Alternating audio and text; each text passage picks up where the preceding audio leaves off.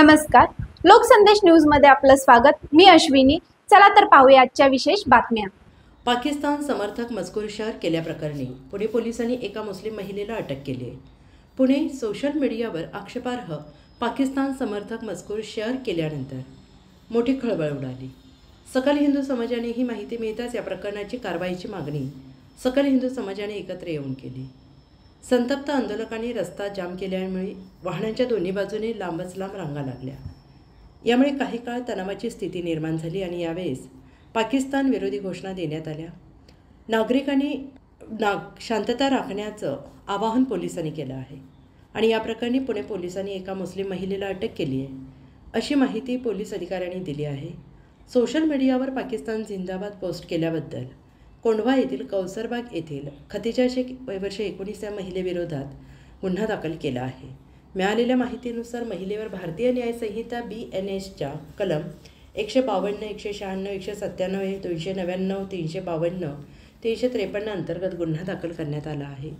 तिला अटक करण्यात आली आहे। पुढील तपास सुरू आहे। लोकसंदेशसाठी पुणे जिल्हा प्रमुख पारस मुथा यांचा रिपोर्ट। आज भारत पाकिस्तानचं युद्ध चालू झालेलं आहे। अशा परिस्थितीमध्ये भारतामध्ये राहणारी मुलगी, इंजिनिअरिंग कॉलेजमध्ये सिंहगड इन्स्टिट्यूटमध्ये शिकणारी खादिया शेख नावाची मुलगी पाकिस्तान जिंदाबादचे असे स्टेटस सोशल मीडियावर पसरवत आहे। तिचे चुलते सुद्धा अशा संलग्न संघटनांशी त्यांच्या चुलत्यांचा सुद्धा संबंध आहे। तर तिचा ISIS किंवा PFI अशा संघटनेशी संबंध आहे का? आणि तिच्यावर 152 अंतर्गत कलम 152 अंतर्गत गुन्हा दाखल झाला पाहिजे। यासाठी आज इथे या ठिकाणी रास्ता रोकोचे आंदोलन करण्यात आलेले आहे। हे आंदोलन किती वेळापासून चालू आहे? हे आंदोलन जवळपास गेले दीड तास झालं चालू आहे। आज जोपर्यंत त्या मुलीवर 152 अंतर्गत देशद्रोहाचा गुन्हा दाखल होत नाही तोपर्यंत आम्ही आंदोलन रास्ता रोको सोडत नाही। तुमची प्रतिक्रिया काय देणार सर? अशा वृत्तीच्या बांगलादेश के विरोध में भारत देशाच्या विरोधात घोषणा देणाऱ्या अशा या विद्यार्थ्यांना, या नागरिकांना या भारत देशातून हाकलून दिलं पाहिजे। यांचं या भारत देशात राहण्याचं काहीही काम नाही।